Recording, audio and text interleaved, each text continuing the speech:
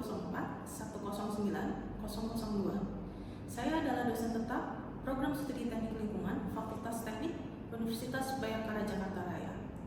Video ini saya buat dalam rangka memenuhi syarat sertifikasi dosen melalui pernyataan diri dosen dalam unjuk kerja Tridharma Perguruan Tinggi atau PDDUK TPT di bidang pengajaran. Video ini merupakan pembelajaran di kelas secara tatap muka, yang mana saya akan membawakan salah satu mata kuliah yaitu Pengetahuan Lingkungan dengan kode mata kuliah TKMI 3616. Mata kuliah ini adalah mata kuliah wajib yang berada di semester 6 dengan bobot sebesar 3 SKS. Teknik pengajaran yang saya lakukan adalah dengan teknologi DIE, yaitu Delivery, Interactive, dan Assessment. Delivery yang saya maksud di sini adalah teknik penyampaian materi pengajaran, sedangkan interaktif adalah forum diskusi dan assessment adalah pemberian kuis dan tugas. Mata kuliah pengetahuan lingkungan ini mempunyai beban CPL Prodi, yaitu mampu memahami konsep teoritis tentang pengetahuan lingkungan dan aplikasinya. Dengan CPMK, yaitu pada akhir pembelajaran mahasiswa mampu menganalisis konsep pengetahuan lingkungan dan mampu menerapkan di kehidupan sehari-hari. Tujuan mata kuliah ini atau sub CPMK: pertama, mahasiswa mampu memahami isu persampahan. Kedua, mahasiswa mampu menganalisis metode pengelolaan lingkungan yang tepat guna. Ketiga, mahasiswa mampu menerapkan, mengelola, mengevaluasi pengelolaan lingkungan, khususnya persampahan dengan teknologi tepat guna. Untuk mencapai tujuan tersebut, maka metode pembelajaran pada mata kuliah pengetahuan lingkungan ini menerapkan student-centered active learning dengan kegiatan kuliah kelas yang berisikan problem-based learning dengan kegiatan presentasi dan diskusi. Ketentuan perkuliahan pada mata kuliah pengetahuan lingkungan ini diantaranya kehadiran minimal 75%, batas keterlambatan mahasiswa dengan dosen 15 menit, menyerahkan tugas tepat waktu, mengikuti UTS dan UAS, tidak menggunakan telepon seluler atau gadget selama mengikuti perkuliahan dan ujian. Selanjutnya, ketentuan penilaian pada mata kuliah pengetahuan lingkungan ini diantaranya partisipasi dan kehadiran sebesar 10%, tugas dan kuis sebesar 20%, UTS sebesar 30%, dan UAS sebesar 40%. Referensi dari mata kuliah ini terbagi menjadi dua, yaitu referensi wajib dan referensi tambahan. Untuk referensi wajib yang digunakan diantaranya Tyler Miller and Scott Spellman pada tahun 2016 tentang Environmental Science dan juga Cunningham and Cunningham tahun 2012 dan lain sebagainya. Sedangkan referensi tambahan terdiri dari atas beberapa jurnal yang pernah saya buat dan rekan-rekan sejawat yang berhubungan dengan mata kuliah ini diantaranya: pertama, Comparison of Technology Wastewater Treatment Using Anaerobic Reactor Fixed Bed in Germany and Indonesia tahun 2023. Kedua, pemanfaatan limbah ampas tebu untuk pembuatan plastik biodegradable dengan metode melt intercalation tahun 2023. Ketiga, pembuatan komposit dari sedat tandan kosong kelapa sawit dengan metrik propilen serta penambahan grafting agent PPGMA pada tahun 2021. Keempat, aplikasi bioaktivator limbah tahu dalam pembuatan pupuk cair organik dari sampah pasar dan daun kering tahun 2021. Terakhir, evaluasi kinerja operasi sistem anaerobik tipe fixed bed untuk pengolahan limbah cair industri tahu menjadi biogas di kota Probolinggo tahun 2018. Materi perkuliahan ini terdiri atas 1. Pengertian lingkungan hidup, kedua, ekologi, kependudukan dan permasalahannya, energi dan sumber daya alam, pembangunan berkelanjutan, dan masalah iklim global, konsep dasar pencemaran lingkungan, AMDAL dan pengolahan lingkungan, kesehatan lingkungan, serta aplikasi dalam pemecahan masalah lingkungan. Selama 1 semester perkuliahan, mahasiswa akan menghadapi 16 pertemuan dengan 2 kali evaluasi, yaitu UTS dan UAS, serta ada tambahan tugas individu maupun kelompok. Baik, kita akan membahas lebih lanjut tentang materi pertemuan ke-12 ini, yaitu pengolahan sampah. Assalamualaikum warahmatullahi wabarakatuh. Waalaikumsalam warahmatullahi wabarakatuh. Gimana Mas? Semangat semuanya hari ini? Oke, hari ini kita dalam pertemuan ke-12 dengan materi pengolahan sampah. Oke, limbah padat atau sampah? Kira-kira apa? Yang sudah tidak terpakai atau bentuk padat. Oke, ada lagi nggak? Nah, di sini ada paradigma lama dan paradigma baru. Perbedaannya adalah untuk paradigma lama ini berbentuk kerucut, sedangkan paradigma baru ini berbentuk kerucut terbalik. Di sini ada yang bisa menjelaskan apa perbedaannya? Paradigma lama itu berbentuknya kan kerucut ya Bu. Iya. Terus kalau paradigma baru itu kerucut kebalik. Nah, bisa dilihat pada bagian TPA di paradigma lama itu paling luas, dan itu menyatakan bahwa pola pikir orang itu masih cenderung buang sampah tuh langsung ke TPA gitu. Terus kalau paradigma baru itu pola pikirnya tuh ke bawah, dicegah dulu, baru nanti di TPA itu udah paling akhir banget. Jadi lebih sedikit ya. Ya. Jadi untuk paradigma lama ini cenderung pola pikir masyarakat masih langsung membuang sampah ke TPA tanpa adanya pengolahan lebih dahulu. Sedangkan kalau paradigma baru sudah mulai nih ada pengolahan dari mulai pencegahan, pembatasan, guna ulang, daur ulang, hingga yang masuk ke TPA itu hanya sedikit. Oke, jadi ini udah paham ya? Lanjut lagi slide-nya. Oke, sistem pengolahan sampah sesuai dengan Undang-Undang Nomor 18 Tahun 2008. Tadi kan udah dibahas ya mengenai paradigma baru, yang dimana ada pengolahan sampah dulu, baru sampah yang sedikit nanti akan baru bisa masuk ke TPA. Nah, di dalam TPA sendiri ada pengolahan sampah yang paling akhir, itu tadi kemarin mekanis, biologis, sama termal. Oke, yang kemarin kita udah belajar dua ini ya, mekanis sama biologis. Nah sekarang untuk kelompok termal, silakan presentasikan. Assalamualaikum warahmatullahi wabarakatuh. Perkenalkan, kami dari kelompok 3. Sini kami akan presentasikan tentang proses pengolahan sampah termal. Yang beranggotakan saya sendiri Syifa Faratunisa, saya Maisa Putri. Saya Ridho Pratama. Saya Ahmad Judobri Muari. Next. Oke, jadi di sini ada studi di DKI Jakarta, di mana DKA Bantar Gebang DKI Jakarta. Oke. Jadi setiap harinya sampah itu mencapai 7.000 ton, sama dengan berat 28 ekor paus biru. Nah, yang dimana itu dapat menutupi 4 lapangan sepak bola sampai itu.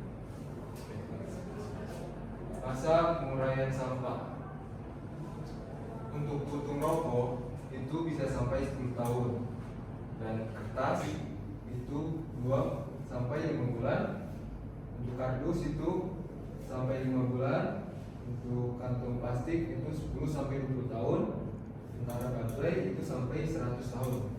Nah, untuk aluminium itu bisa sampai 80 sampai 100 tahun. Untuk botol plastik itu bisa sampai 450 tahun. Untuk koran itu bisa sampai 4 minggu. Dan untuk plastik itu bisa sampai 50 sampai 100 tahun. Styrofoam tidak dapat terurai.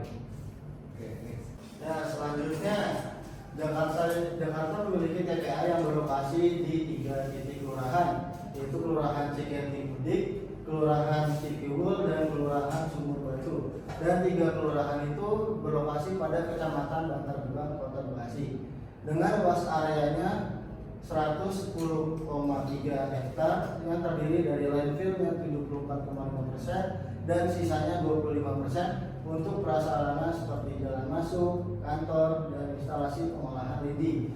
Untuk status tanah ini sudah milik pemerintah Provinsi DKI Jakarta.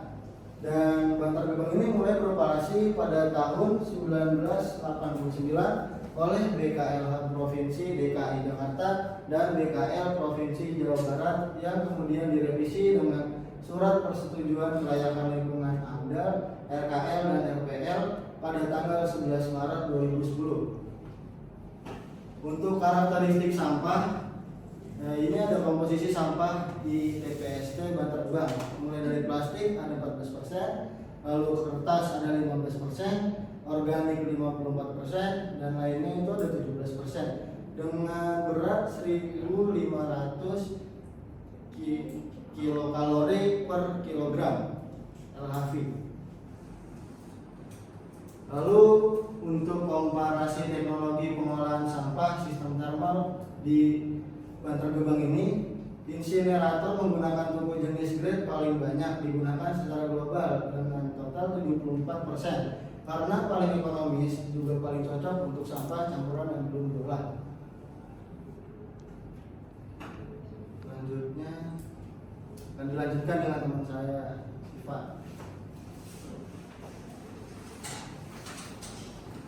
Selanjutnya, ini adalah PLTSA merah putih di Bantar Gebang. Gambar ini adalah lokasi pembangkit listrik tenaga sampah merah putih di Bantar Gebang. Selanjutnya kita akan menonton video dulu proses pengolahan sampah PLTSA merah putih di Bantar Gebang.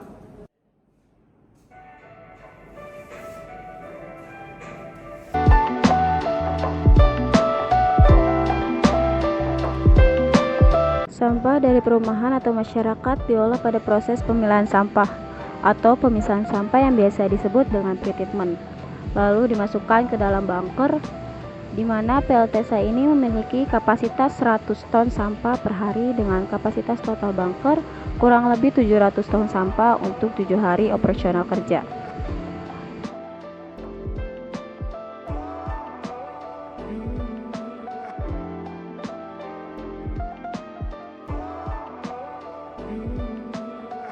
Berikut adalah gambaran pengumpulan sampah perumahan atau masyarakat sebelum di pretreatment. Selanjutnya di area bunker dilengkapi dengan menggunakan kren yang dimana merupakan untuk proses pengambilan sampah dari bunker secara berkala. Pengoperasian kren pada pengadukan sampah ini bertujuan untuk mengurangi kadar air yang terdapat pada sampah. Proses ini dilakukan oleh operator tank. Berikut adalah kren yang dioperasikan oleh operator tank untuk pemasukan sampah. Setelah itu sampah dimasukkan ke dalam hopper pengumpan, lalu sampah dimasukkan ke dalam furnace dengan sistem hidrolik dengan suhu 700 sampai 900 derajat Celcius. Proses ini menghasilkan flue gas di mana dapat dimanfaatkan melalui turbin. Turbin yang digunakan dengan kapasitas maksimal 700 kW, namun karena penggunaan listrik pada PLTSA Bantar Gebang itu sendiri yaitu 300 sampai 450 kW, dan steam sisa yang tidak terpakai akan masuk lagi ke dalam boiler. Semua proses yang ada dikendalikan di control room. Control room juga bisa untuk mengendalikan instrumentasi, peralatan-peralatan yang ada di luar, termasuk mengontrol uap yang masuk ke dalam turbin untuk menghasilkan listrik. Semua operasi tersebut diamati melalui layar monitor untuk memantau prosesnya. Suhu pada pembakaran ditentukan sesuai target atau sudah dikendalikan.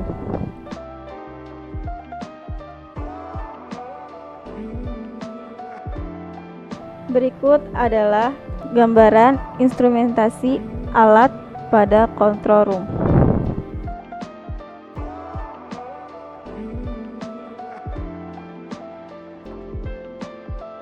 Berikut adalah emisi yang dihasilkan dari pembakaran, ada dua yaitu face ash dan bottom ash. Kedua abu ini dimanfaatkan untuk pembuatan paving block pretreatment yang dilakukan di luar area PLTSA. Saya akan menjelaskan lebih lanjut yaitu peralatan utama PLTSA. Peralatan utama itu dibagi jadi 4. Yang pertama ada sistem penerimaan bunker sampah.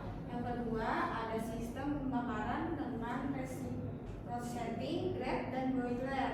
Yang ketiga di sini ada turbin dan generator. Yang keempat ada air pollution control. Sistem penerimaan dan bunker sampah. Sebelum dimasukin ke dalam bunker, truk yang membawa sampah ditimbang dulu dengan jembatan timbang. Kemudian sistem penanganan sampah terdiri dari platform, bunker, dan kren. platform adalah ruangan yang dipergunakan untuk pergerakan truk sampah menurunkan sampah ke dalam bunker. Bunker adalah bak besar yang menampung sampah sebelum dilemparkan ke insinerator. Pintu yang menghubungkan antara bunker dengan platform sampah dilengkapi dengan air curtain, dan bunker didesain tertutup dan kedap udara untuk mencegah bau tidak sedap keluar dari bunker sampah. Dengan ukuran tersebut, bunker sampah itu bisa menampung sampah hingga 500 ton. Sampah dalam bunker disimpan selama 4 hari. Diharapkan reaksi kimia yang terjadi di dalam sampah seperti pembentukan gas metana sudah tidak terjadi, sehingga proses pembakaran sampah tersebut dapat berjalan dalam kondisi yang lebih stabil. Selanjutnya akan dijelaskan dengan teman saya Meta.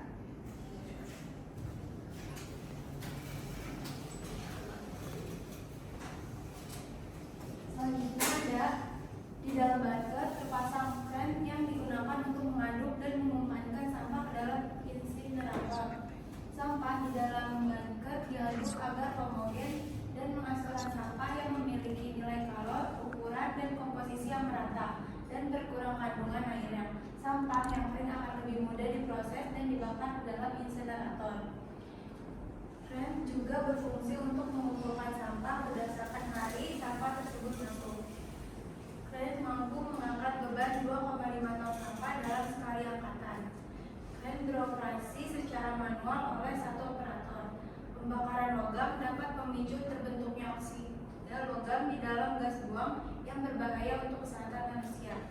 Di bawah bunker, sampah terdapat tempat penampungan lain yang berfungsi sebagai drain pit bagi air lindi yang berada di bunker sampah. Air lindi yang turun ke drain pit akan diolah terlebih dahulu di instalasi pengolahan air limbah sebelum dibuang ke sungai. Sistem pembakaran dan boiler. Yang pertama, grate dan feeder. Kedua ada boiler. Unit boiler terdiri atas master hopper, feeder, grate tipe insinerator atau stoker, boiler, superheater, dan economizer. Sistem pada boiler pertama ada economizer, evaporator, dan superheater. Superheater dipasang semprotan pendingin untuk menjaga suhu uap yang diinginkan. Selanjutnya akan dibaca oleh Fidan.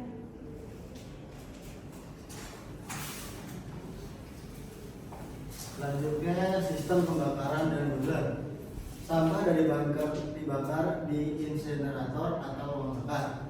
Lalu untuk ruang bakar ini didesain dapat membakar sampah dengan suhu di atas 950 derajat Celcius sehingga pembentukan dioksin dapat diminimalisir. Lalu sistem pembakaran ini menggunakan rantai bakar yang dapat bergerak atau disebut reciprocating grate agar terjadi pembakaran yang sempurna. Lalu di dalam insinerator itu dipasang boiler, dan panas yang timbul di insinerator itu ditangkap oleh boiler untuk mengkonversikan air menjadi uap air yang bertekanan tinggi. Untuk uap bertekanan tinggi tersebut itu digunakan untuk menggerakkan turbin dan generator listrik. Selanjutnya tahapan proses pembakaran pada grate insinerator. Sampah yang masuk ke dalam hopper akan didorong di dalam ruang bakar secara perlahan dan terus-menerus oleh feeder. Sampah di atas grate bergerak melalui zona suhu yang berbeda di dalam ruang bakar. Itu di ruang pengeringan, pembakaran, dan pembakaran residu, dan bergerak dengan kecepatan yang berbeda-beda. Untuk grate jenis ini didesain menyerupai tangga dengan penyusunan bergantian antara bagian grate yang diam dan grate yang bergerak. Grate ini didesain dengan ukuran panjang 7,5 meter dan lebar 3,2 meter serta sudut kemiringannya itu 14 derajat.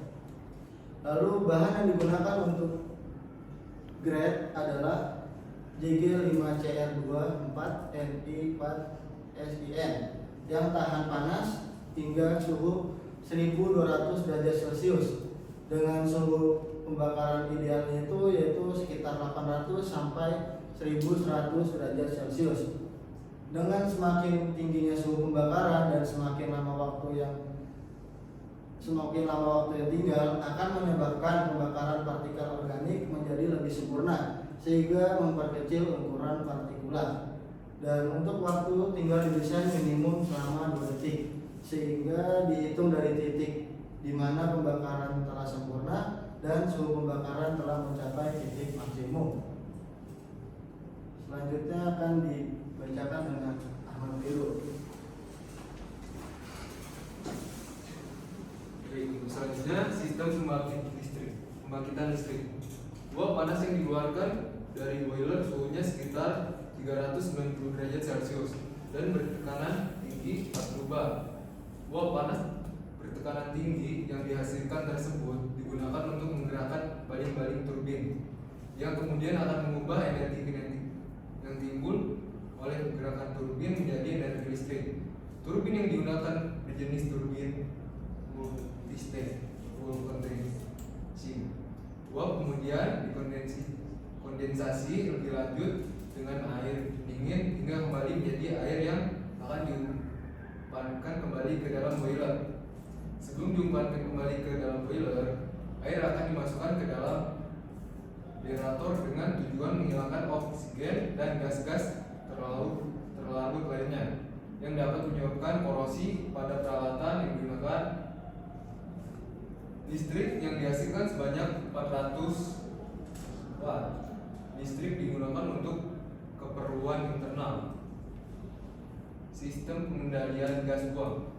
Sistem pengendalian pencemaran udara digunakan untuk menjamin gas buang yang keluar dari cerobong sesuai dengan baku mutu yang ditetapkan. Sistem tersebut terdiri atas unit penurunan suhu gas buang, unit body filter, dan unit injeksi kapur dan karbon aktif. Unit quencher digunakan untuk menurunkan suhu gas buang 200 derajat Celcius ke 180 derajat Celcius dan mencegah pembentukan kembali dioksin apabila suhu buang turun terlalu jauh. Dikhawatirkan akan terjadi masalah korosi karena terlalu dekat dengan neofoil gas sulfur. Sebelum gas buang masuk ke dalam bag filter, terlebih dahulu gas buang diinjeksi dengan karbon aktif dan silicon line. Kapur berfungsi untuk menetralkan gas yang bersifat asam, HCl, air, dan sebagainya. Nah, karbon aktif berfungsi untuk menangkap dioksin dan logam berat dalam gas, HCD, dan sebagainya. Nah, untuk unit bag filter itu berfungsi untuk menyaring partikulat udara dengan ukuran lebih besar 1 mikrometer. Nah, di sini ada sistem pengolahan abu. Pembakaran sampah di insinerator menghasilkan bottom ash atau abu dan fly ash atau abu terbang. Nah, bottom ash ditangani dengan cara didinginkan langsung dengan air di dalam bottom ash extractor, kemudian diangkut dengan konveyor ke bag penampung. Nah, untuk fungsi dari air ini adalah sebagai pendingin bottom ash dan sebagai seal agar udara tidak ke dalam proses. Nah, untuk bottom ash dapat dimanfaatkan sebagai bahan bangunan seperti batako, paving block, dan sebagainya. Nah, untuk fly ash ditangani dengan cara didinginkan dengan air langsung dari hopper atau dalam fly ash extractor, kemudian diangkut dengan konveyor ke silo. Nah, untuk fly ash kemudian ditangani dengan cara disolidifikasi dengan semen atau bahan kimia polimer. Apakah ada yang ingin ditanyakan untuk kelompok kami? Saya ingin bertanya, Ya, siap. bisakah listrik yang dihasilkan dari pembangkit tenaga listrik sampah itu dimanfaatkan oleh masyarakat di sekitar Bantar Gebang? Untuk sekarang mungkin belum bisa ya, karena untuk kapasitas yang ditampung di Di Bantar Gebang itu hanya 100 ton. Jadi yang dihasilkan listrik itu hanya sedikit, baru dimanfaatinnya untuk internalnya aja. Mungkin buat kedepannya kalau misalkan kapasitasnya dilebihin lagi, lebih dari 100 ton atau berapa ton, itu mungkin bisa dimanfaatkan buat masyarakat sekitar. Baik, terima kasih. Tiga. Ada yang ingin ditanyakan lagi? Tadi kan di pembangkit listrik tenaga sampah ya, itu ada bottom es kan. Nah itu diapain, dibuat apa gitu? Bottom es yang dihasilkan digunakan menjadi paving block bahan bangunan. Nah ini adalah contoh dari paving block yang dipadatkan. Kasih. Sekian presentasi dari kami, kurang lebihnya mohon maaf. Demikian deskripsi singkat cuplikan proses pembelajaran dari mata kuliah pengetahuan lingkungan yang saya ampu. Semoga hal ini dapat memberikan gambaran mengenai kinerja pengajaran yang saya lakukan, khususnya di mata kuliah pengetahuan lingkungan. Saya mengucapkan terima kasih kepada seluruh tim penilai dan tim sertifikasi dosen tahun 2024, dan tidak lupa saya juga mengucapkan terima kasih kepada Universitas Bhayangkara Jakarta Raya, Fakultas Teknik Prodi Teknik Lingkungan, rekan sejawat dosen dan rekan-rekan mahasiswa. Demikian yang dapat saya sampaikan. Atas semua kekurangan dari saya mohon maaf yang sebesar-besarnya. Wabillahi taufiq wal hidayah. Wassalamualaikum warahmatullahi wabarakatuh.